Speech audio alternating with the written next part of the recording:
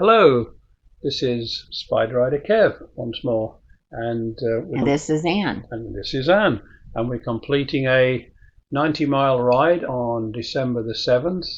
December 7th, Pearl Harbor Day, yes. So we were fortunate to get some really, really nice weather. The temperatures went up into the low 50s, but it's chilling down now. The temperature at night time is going down into the teens and low 20s.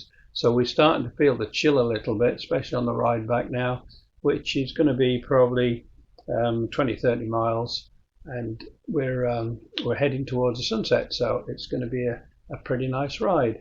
And it's along a very straight piece of road called the Railroad Avenue, Railroad Highway, I believe. Anyway, we've just left Neola and we're heading back literally into the sunset. I don't know if the camera's picking it up as well as it is, because as you probably know, cameras, they average out the sky and the ground to give you some view of both, so that they don't over darken one or bleach out the other. This is the Insta360 X3 camera that I'm using, which I really love. I've only had it a few weeks. This is only the second time I've used it, so you might see some issues with it along the way. You might notice in the camera that I think it'll probably show it up that the headlights are on. I'm driving now because it is starting to get a little bit dark, even though the sky tends to look brighter than it is. I'm seeing a more reddish sky than it's probably showing up, but it is beautiful. And I'll try and move the camera around in post editing to give you some views around in different directions. That's the major advantage of this particular camera.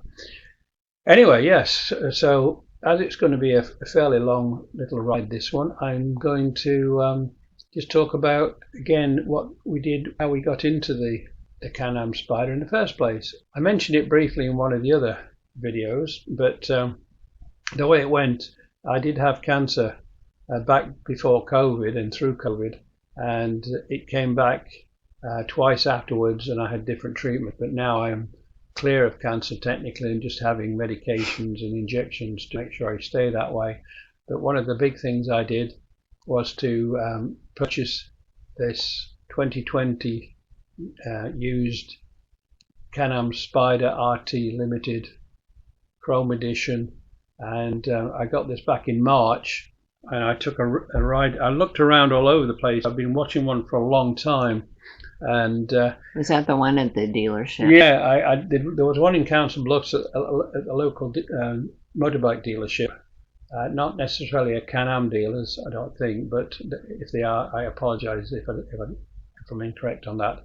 But anyway, they had one in the store for a month or so, and I was watching it, but I had to try and get the money together to actually purchase and to clean out the garage. Yeah, I had to clean out the garage. So there was room for it. Yeah. One of the conditions from Anne was that if I was going to buy one, I had to get rid of some of my other toys, which I had a snowmobile that I was working on. I was going to take the engine off for a hovercraft. I used to build hovercrafts and run them up and down on the Platte River. Hovercrafts are not the same as airboats.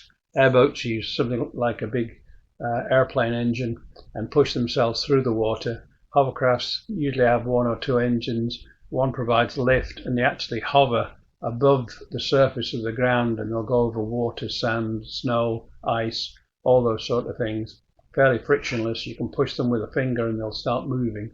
And I did those for many years. I wrote a book about them and all sorts of things, which I'll tag on at the end of this video so you can see them there. I used to be into other things too, like ultralight flying. But anyway, I digress. Getting back to, we purchased I went to purchase the Spyder that I'd seen, a beautiful white one, and I think it was a 2016 model. But when I called them up, they'd sold it the day before.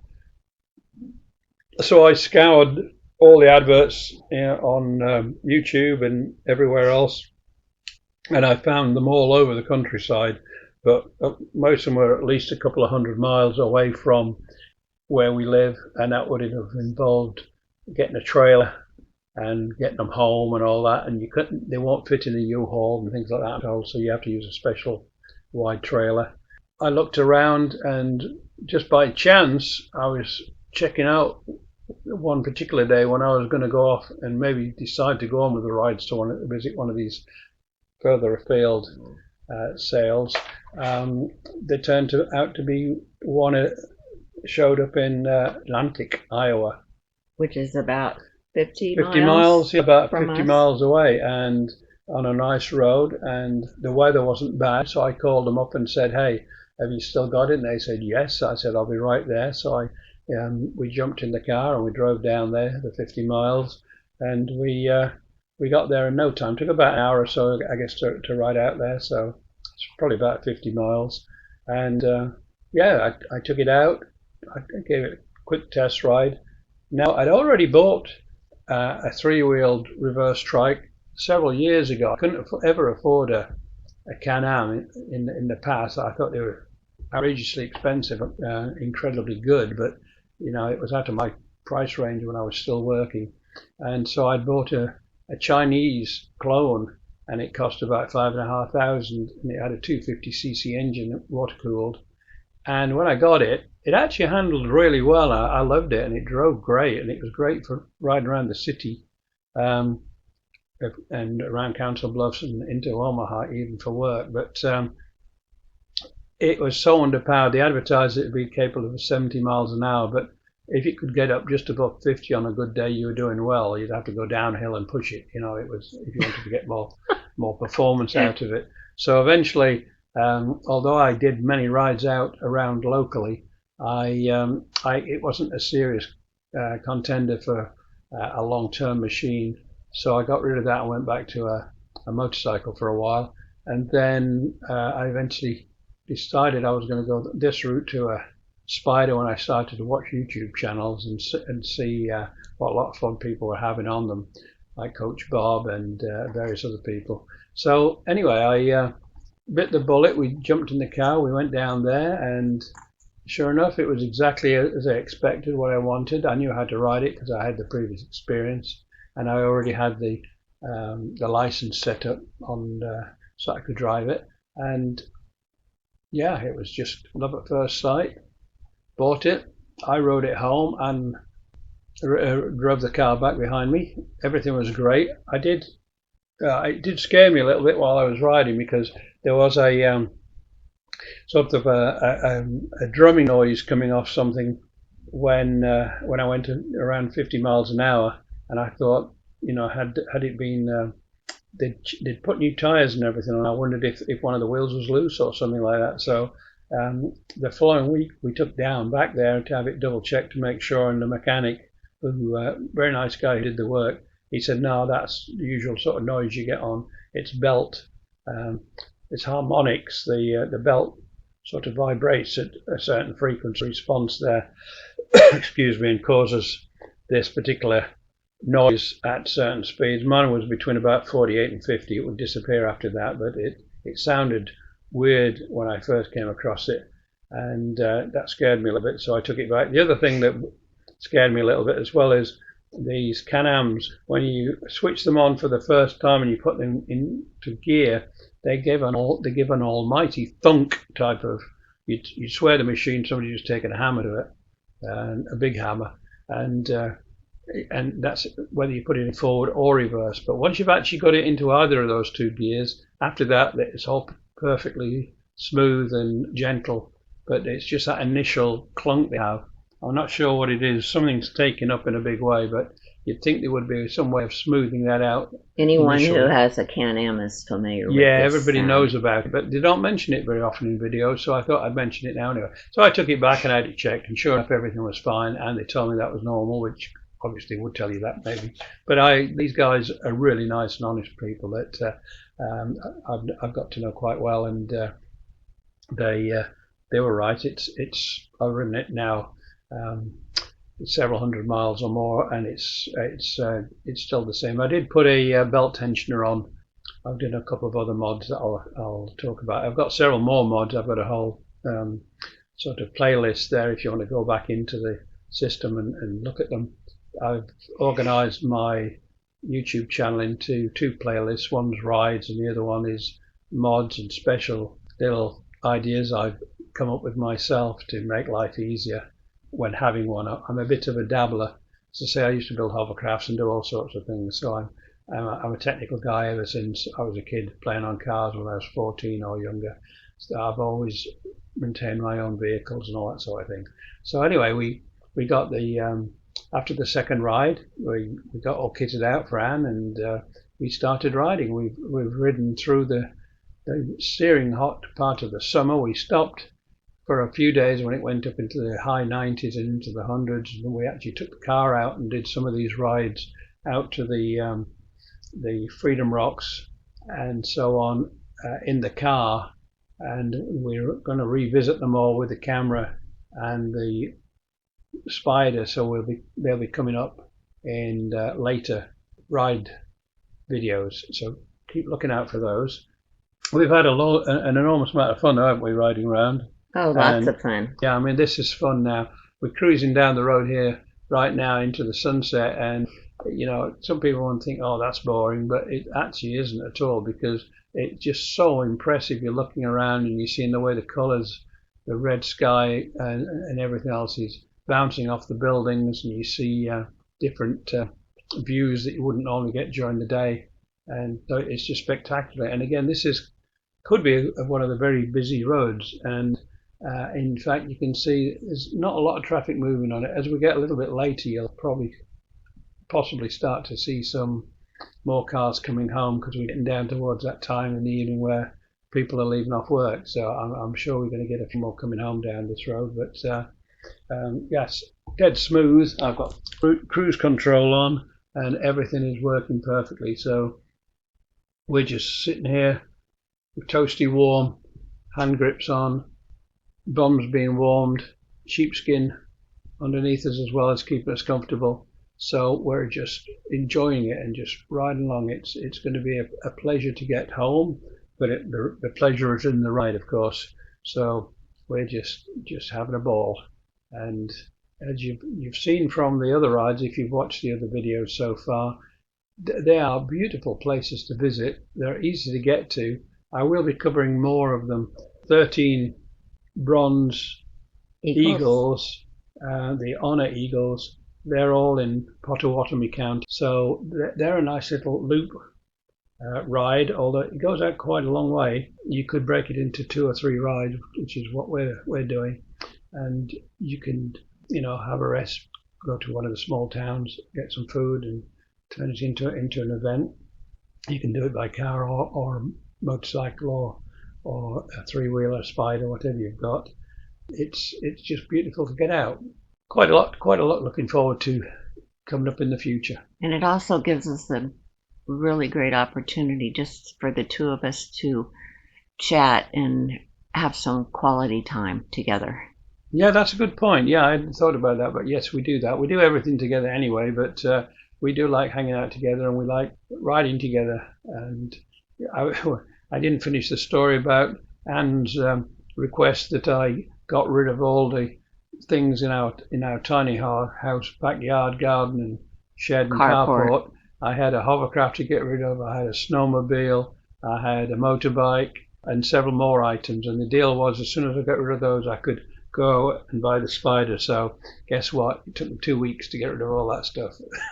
And then it took about a day or day and a half to get the Spyder. To find the Spyder, yeah. So yeah, I was all planned and needed everything in place to be able to push the button and go. So that's what we did. So here we are now, proud owners of this Spyder.